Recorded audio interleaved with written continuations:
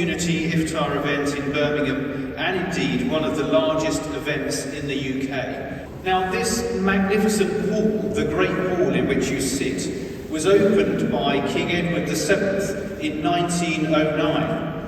And as you enter the building, you pass some friezes as you go past, depicting engineering, metallurgy, music, medicine, and you're reminded of the scholarship and learning which has taken place in this building and the heritage of the great city in which it sits. And as well as housing examinations and graduations, the hall also served as a military hospital during the First World War, and as an emergency gym during the Second World War, and most recently as a COVID testing facility for staff and students during the pandemic. So this is a building of scholarly purpose, but also of this evening of community, of charity, of support.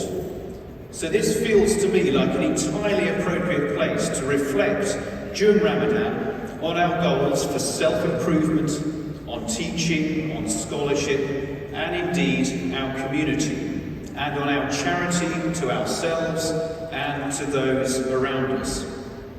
So I hope that while you're here, you're able to take time to enjoy the exhibition on Islam and its rich cultural and artistic history.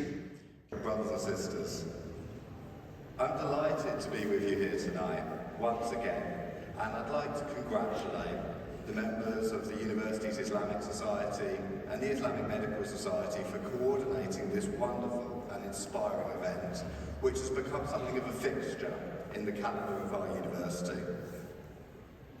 On behalf of the University's Multi-Faith Chaplaincy, I'd like to say how proud we are of all of you and how blessed we feel to have your energy and your commitment, not just now, but all year round. Earlier in Ramadan, I was invited to visit the Green Lane Mosque, and I was blown away by what I saw there.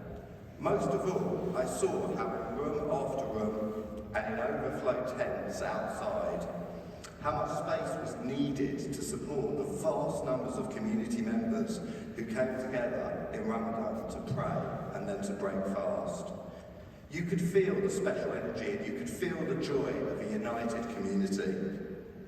Looking at all the other things that Green Lane does, from children's education to community support and international aid, from kids' football teams to support for the homeless, it felt like the spiritual energy of Ramadan gave a power boost that lasted long after its end.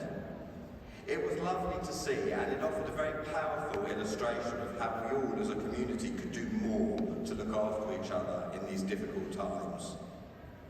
Just like Green Lane, I know that our Muslim students at the University of Birmingham work for the community all year round as well. I would like to thank you for what you do, and I hope that we can all take this evening as an opportunity to follow your example as regards how to build and how to sustain community.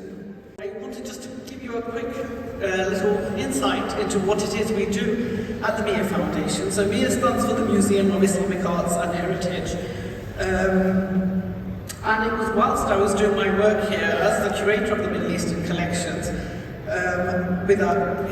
as part of our work with communities, that it showed us that there is actually a huge demand for arts and culture related to people's own cultural and faith heritage, yet this demand wasn't really being met in the wider arts and cultural sector.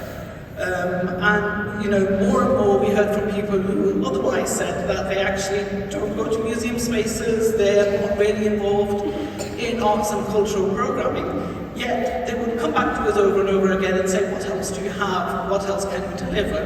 And it was really there, you know, through this work that we did at Cadbury Research Library that the seeds of the MIA Foundation were sown, really. Our main ethos is to promote wider engagement with the history, heritage and arts of the Islamic world. We do this through art workshops, we do it through lectures, webinars and pop-up events, so please do go visit our website. There are flyers around, www.miafoundation.com. So last year we just offered them that and they let some... That's not my station. Tarabeza. Yeah. This is it. Cool.